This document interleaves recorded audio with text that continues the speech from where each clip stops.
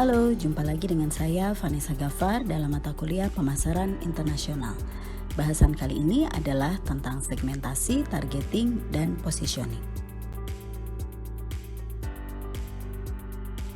Segmentasi pasar adalah suatu proses membagi pasar ke dalam sekelompok pelanggan yang memiliki perilaku yang sama atau memiliki kebutuhan yang serupa. Dasar segmentasi yaitu faktor-faktor yang mempengaruhi tuntutan atau respon pelanggan yang berbeda. Segmentasi pasar global adalah suatu proses membagi pasar dunia ke dalam kelompok pelanggan tertentu yang memiliki perilaku yang sama atau memiliki kebutuhan yang serupa.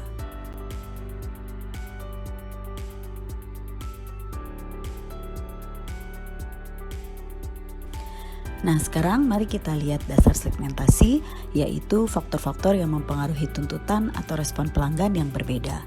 Segmentasi geografis adalah pembagian pasar dunia ke dalam daerah geografis. Keuntungannya, pasar dalam segmen ini lebih dekat satu dengan yang lain dan lebih mudah untuk dikunjungi dalam perjalanan yang sama, serta perbedaan waktu yang kecil atau mungkin tidak ada. Kelemahannya, walaupun berada di wilayah yang sama, tidak menjamin negara tersebut memiliki kesamaan. Contoh, Jepang dan Korea.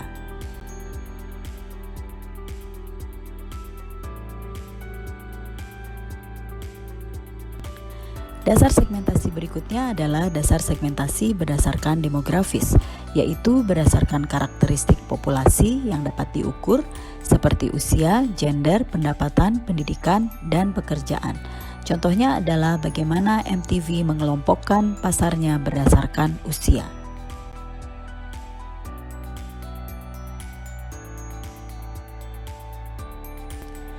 Selanjutnya adalah dasar segmentasi berdasarkan psikografis, yaitu melibatkan pengelompokan orang-orang dalam hal perilaku, nilai, dan gaya hidup. Contohnya bagaimana perusahaan kartu kredit mengelompokkan pasarnya ke dalam gaya hidup yang berbeda-beda.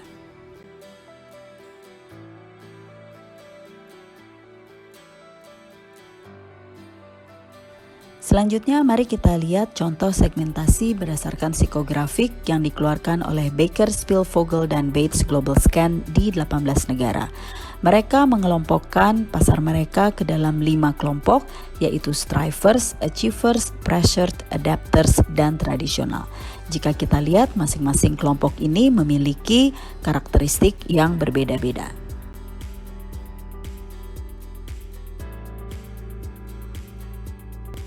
Contoh lain dari segmentasi psikografik dikeluarkan oleh D'Arcy, Macius, Benton, and Bowles Euro Consumer Study di 15 negara di Eropa.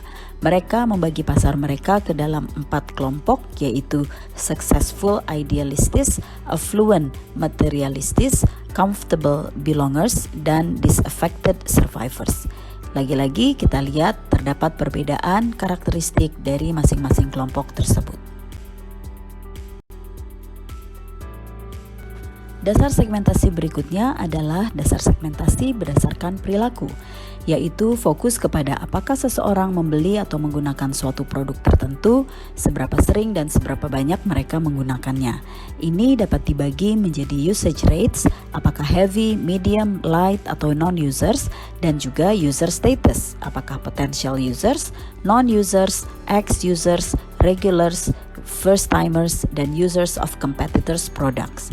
Contohnya adalah bagaimana perusahaan Campbell Soup mengelompokkan pasar ke dalam negara pengkonsumsi sup tertinggi. Selanjutnya adalah dasar segmentasi berdasarkan manfaat. Dasar segmentasi ini fokus kepada persamaan nilai, di mana pendekatan ini akan berhasil jika pemasar memiliki pemahaman yang superior terhadap masalah yang dapat dipecahkan oleh suatu produk tertentu atau oleh manfaat yang ditawarkan. Contohnya, bagaimana Nestle menemukan bahwa dimanapun berada, perilaku pemilik kucing dalam memberi makan kucingnya sama.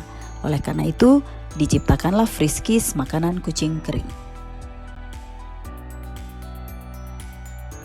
Setelah melalui tahapan segmentasi, maka tahapan yang berikutnya adalah targeting, yaitu suatu kegiatan dalam mengevaluasi dan membandingkan kelompok yang sudah teridentifikasi untuk kemudian dipilih satu atau beberapa yang memiliki potensi tertinggi.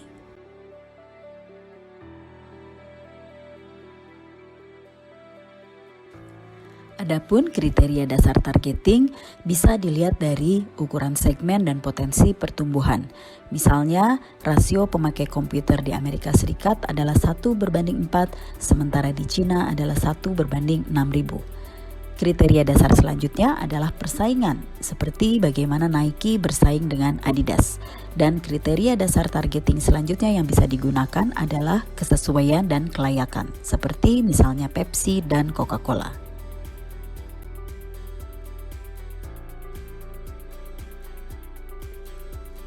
Terdapat 3 kategori dasar dalam strategi pasar sasaran global.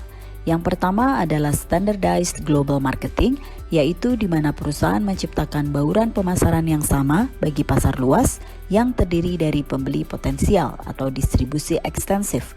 Tujuannya volume penjualan yang besar, biaya produksi yang lebih kecil, keuntungan yang lebih besar. Yang kedua adalah concentrated global marketing, yaitu di mana perusahaan menciptakan bauran pemasaran untuk meraih satu segmen di pasar global, sehingga pasar akan lebih fokus atau dikenal dengan global depth rather than national breadth.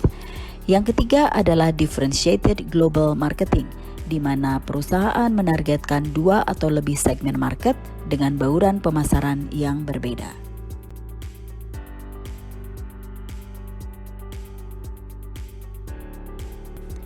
Nah, setelah perusahaan melakukan segmentasi, kemudian dilanjutkan dengan targeting, langkah yang terakhir adalah di mana perusahaan melakukan positioning, yaitu penanaman suatu produk di benak konsumen.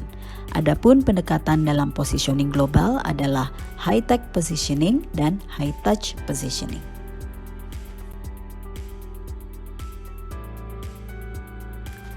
Lalu, apa yang dimaksud dengan high-tech positioning?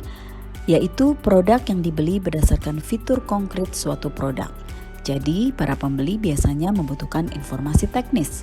Contohnya adalah komputer, video, stereo, atau mobil. High-tech positioning dapat dibagi menjadi 3 kategori, yaitu technical products, di mana pembeli memiliki kebutuhan khusus, membutuhkan informasi produk, dan memiliki bahasa yang umum, seperti personal computer. Yang kedua adalah special interest products, less technical, more leisure or recreation. Berbagi pengalaman dengan keterlibatan yang tinggi di antara para pengguna, memiliki bahasa dan simbol yang diketahui secara umum. Contohnya adalah Adidas. Dan yang ketiga adalah products that demonstrate well, di mana produk tersebut speak for themselves, atau contohnya di sini adalah Tesla.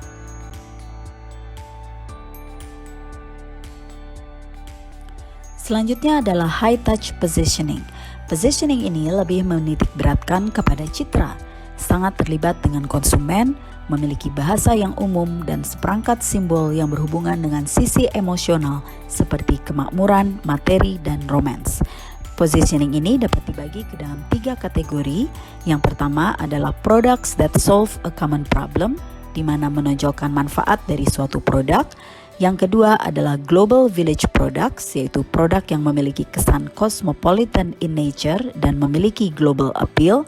Dan yang ketiga adalah products that use universal themes seperti materialism, heroism, play, serta procreation. Demikianlah materi mengenai segmenting, targeting, dan positioning.